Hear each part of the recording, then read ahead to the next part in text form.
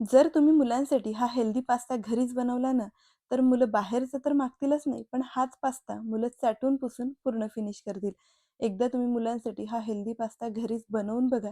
त्यासाठी इथे एखाद्या भांड्यात आपण पाणी घ्यायचं, त्यात आपण थोडेसे वाटाणे टाकूया, पनीरचे क्यूब्स टाकायचे आणि भरपूरशी पालक टाकायची. आता हे सगळं आपल्याला एक 2-3 मिनिटं पाण्यात छान शिजवून घ्यायचं आहे. बघू शकता मटार छान शिजलेत आपले. तर थंड होण्यासाठी लगेच एखाद्या ताटात काढून घ्यायचं.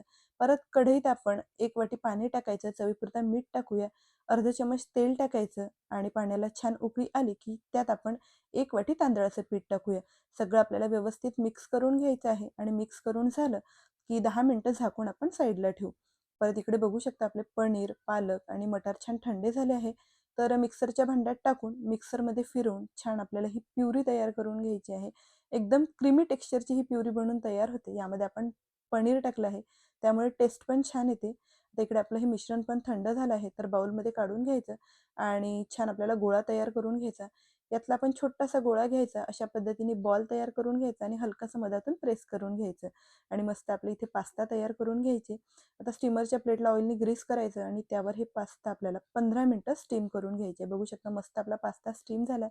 घरी बनवलेला पास्ता कधीही बेटर. तर आता कढईत थोडंसं बटर टाकायचं, चिली फ्लेक्स, ऑरिगॅनो आणि थोडेसे पांढरे तीळ. सगळं व्यवस्थित मिक्स करून घ्यायचं आणि तयार केलेली आपण पालक, पनीरची प्युरी टाकायची. थोडंसं पाणी टाकायचं आणि व्यवस्थित आपल्याला मिक्स करून घ्यायचं आहे. चवीपुरतं मीठ टाकूया आणि आता आपण तयार केलेले पास्ता टाकायचा. 2-3 मिनिटं आपल्याला छान हे शिजवून घ्यायचं आहे. आता थोडंसं मी इथे चीजसुद्धा टाकते आहे, कारण मुलांना चीज फार आवडतं आणि टेस्ट पण छान येते. तर थोडंसं चीज किसून टाकायचं आणि बघू शकता मस्त आपला पास्ता तयार झालेला आहे. तर मुलांसाठी ना तुम्ही एकदा हा पास्ता नक्की ट्राय करून बघा. घरीच बनवलेल्या साहित्यांमध्ये आपण हा बनवू शकतो. सो रेसिपी कशी वाटली ना मला कमेंट करून नक्की सांगा.